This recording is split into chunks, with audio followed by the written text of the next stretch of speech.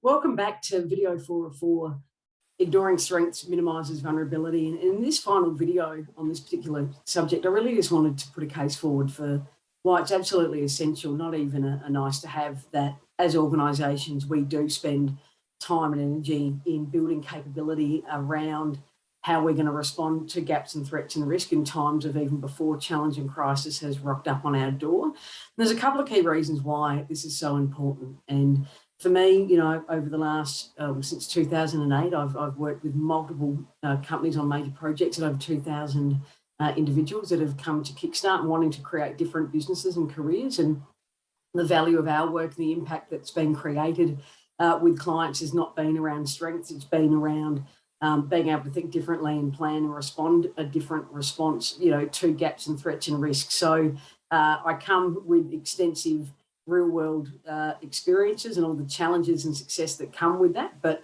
now is the time to invest in really how we're building that capacity and talent across our organisation to truly change the way that we're thinking about those gaps, threats and risks, because the future is in being able to do that. And three key reasons why. Let's do it now before it hits us. The first one is when you are under intense pressure trying to respond to a challenge or crisis, we know that your ability to be creative and do that deep thinking is just not there.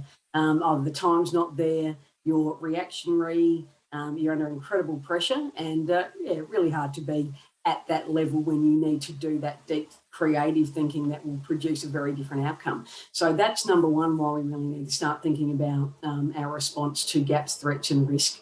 The second one is that it's expensive too, right? Like there's a lot of financial outlay to having to respond to challenge and crisis when it's already there. So the first one is, if we start to do the heavy thinking, we'll de-risk the risk. The second point is then we can start to minimise unnecessary financial cost when we don't need to, because we have planned. And we know that the most prepared are the ones who are going to get out of this, any challenge or crisis, in a way that will minimise negative impact, and they de-risk the risk by that too.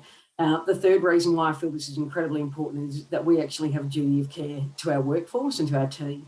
And that means that if we can minimise undue stress and pressure by changing our practice, by looking and planning and designing a response to gaps and threats and risk that is well ahead of the game, we are going to create environments that are well for people, that allow people to do awesome work that has truly measurable outcomes, and impact. So let's not waste time thinking that, it won't happen to us, we'll be right.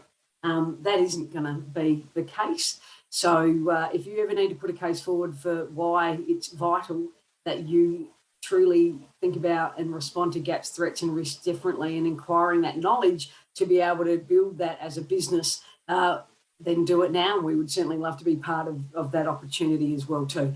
We have a question attached to every short video, so give us your feedback, put a comment in there, share ideas, opinions, insights.